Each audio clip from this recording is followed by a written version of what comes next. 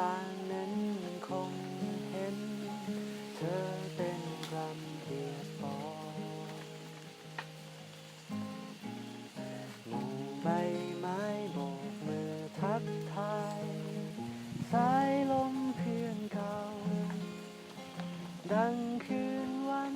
ที่เลยร่วงผ่านหวนกลับคืน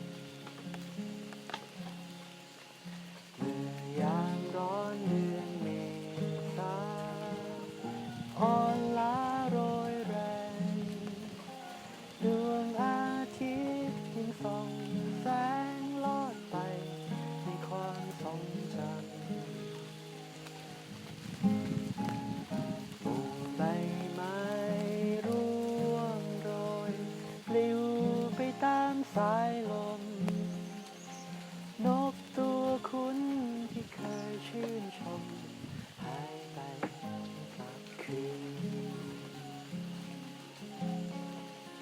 เมื่อลมหนาวพัดโชยมาค่ำคืนแสนนาน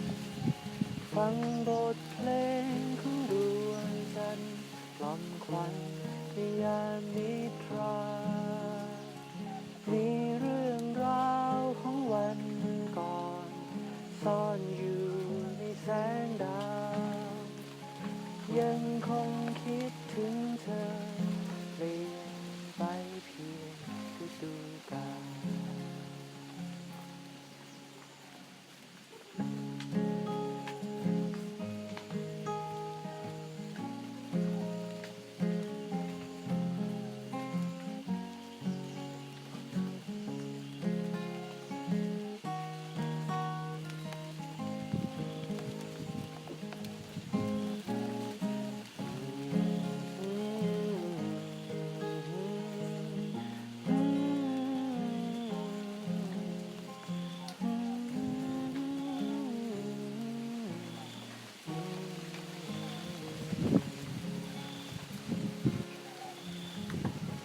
เมื่อยามร้อนเดือนเม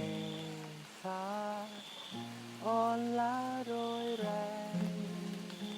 ดวงอาทิตย์ยังส่องแสงลอดไปในความทรงจำหมู่ใบไม้ร่วงโรยปลิวไปตามสายลมนกตัวคุ้นที่เคยชื่นชมหายไปไม่กลับคืน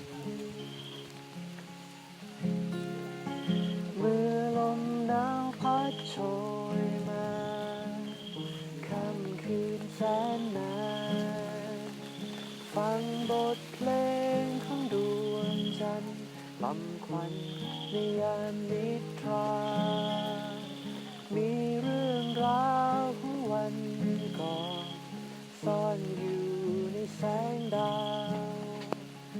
ยังคงคิดถึงเธอเปลี่ยนไปเพียงฤดูกาลยังคงคิดถึง